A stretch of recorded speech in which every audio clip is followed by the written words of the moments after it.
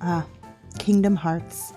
It's been a game that's been near and dear to my own heart since the first game's initial release in 2002.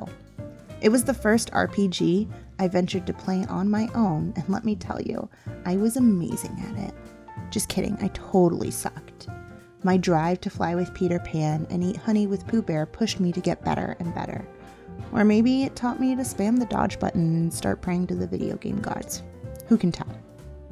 For those of you who have never experienced the magic that is Kingdom Hearts, let me show you a little cutscene that sums up the entire series. Friends. Light Keyblade. Riku, the Keyblade. Darkness. Light or heart. The Keyblade. Heart. Keyblade. The Keyblade. Riku! Ah, yes, that is some quality script writing right there. Some might say that the writing is simple and clean. This is the writing we've been treated to from 2002 until 2019, the year that Kingdom Hearts 3 finally released.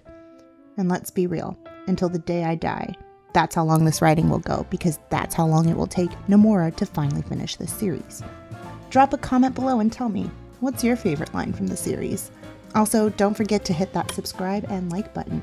Each like saves a person from becoming a Heartless, and we want to protect all of the people. With the announcement of Sora being the last Super Smash Ultimate character to join the lineup, I say we take a dream drop dive into Kingdom Hearts to figure out why people just love to hate it, or why they love to love it. What makes Kingdom Hearts a game that many hold dear to their own hearts? Is it the fact that we love to cringe at the writing, or is there something more? Can our friends really be our power?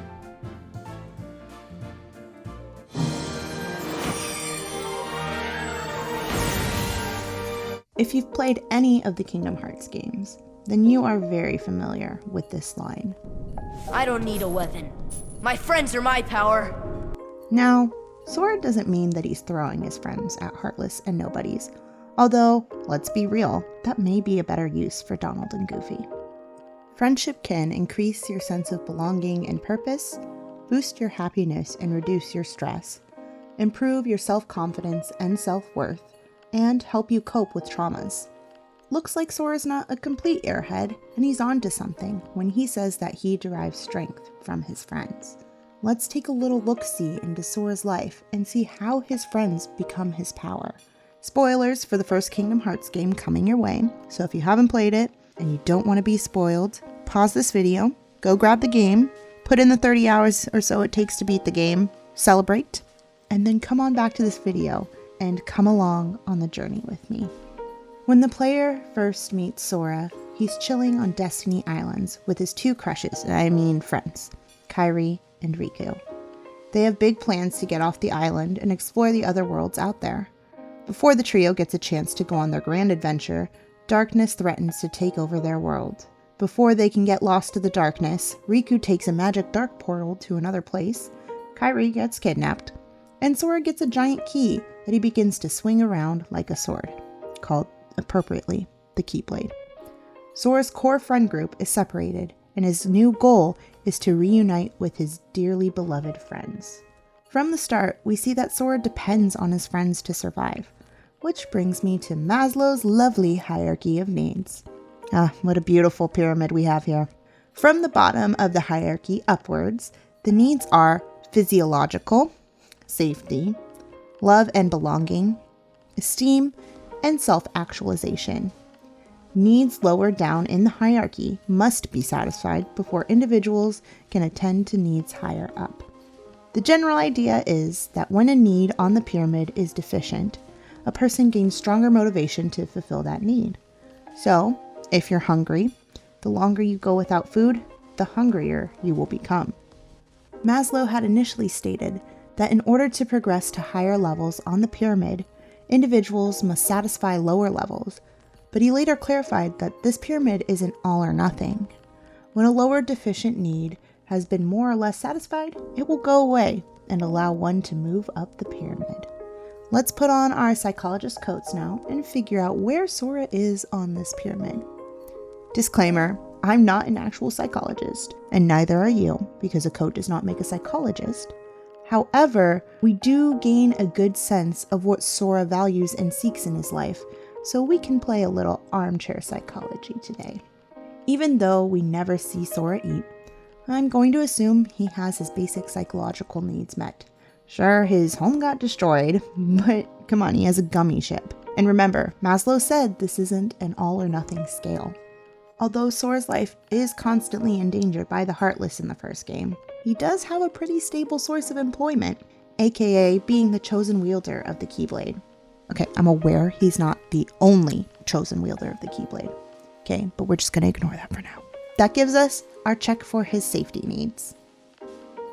Next on the list is love and belonging. This is where friendship and connection come into play.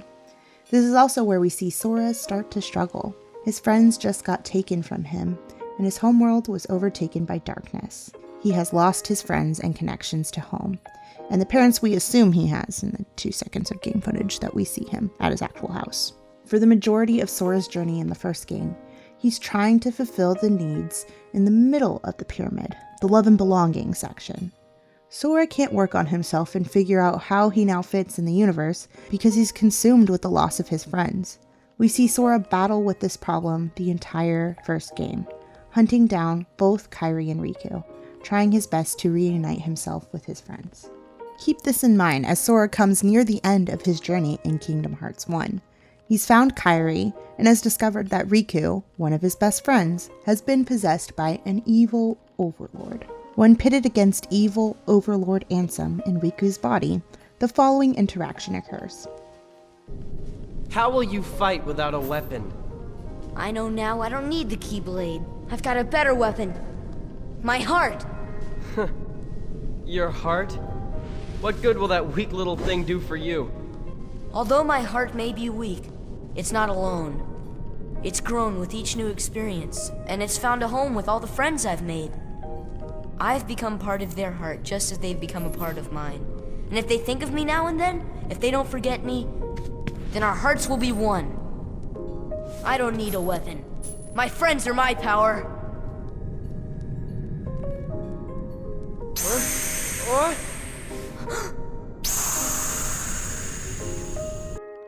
Sor-As' heart becomes his weapon, and the key to moving him up Maslow's pyramid. It's his relationships and belonging that allow him to move on to the category of esteem on the pyramid.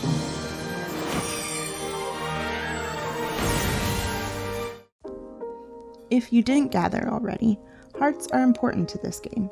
I mean, it's in the title. But this game isn't talking about literal hearts. It's talking about connections in the soul more than the anatomical heart. This game literally shoves the idea of hearts and connection down the player's throat. By ourselves, we're no one. It's when other people look at us and see someone. That's the moment we each start to exist. All they needed was for someone to see them, connect with them. And the two of you were a big part of making it happen. Connections are almost a tangible thing in this game. They have the power to pull someone out of the darkness and save them from their own grief.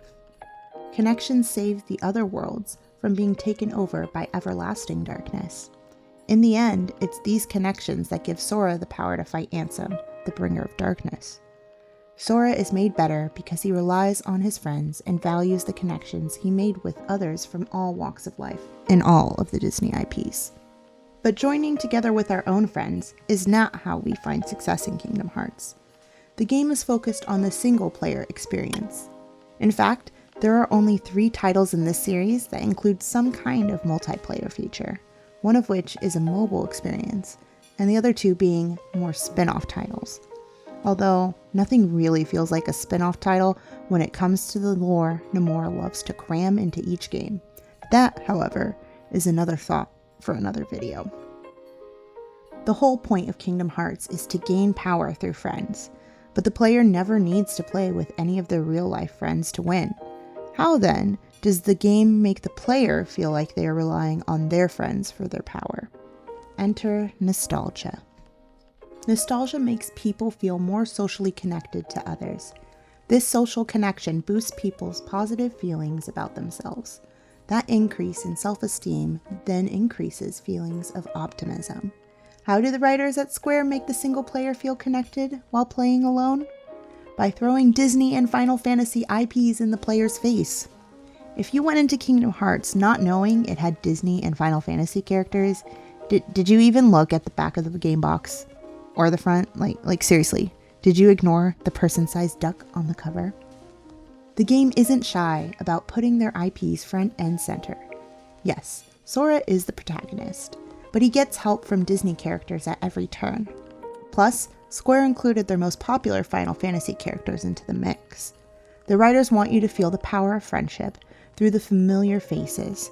They hone in on the nostalgia factor to make you feel like you are not a single player on this journey. The nostalgia factor aims to connect us back to our childhoods. Our connections are not only to the characters, but to our own memories.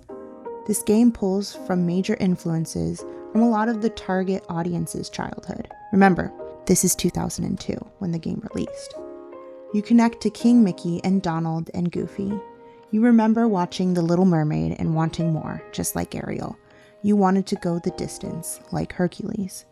Your nostalgia for these characters and the childhood memories they remind you of becomes your power.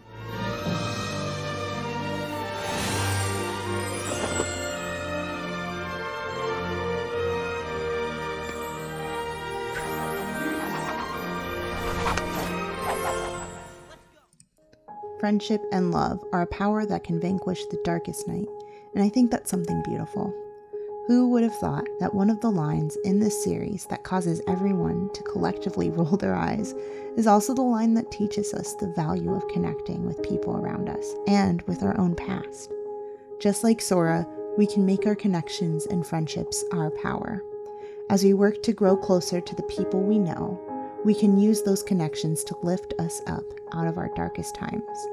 Not only that, but we can reach back in our lives and use our positive memories and connections to lift ourselves even higher.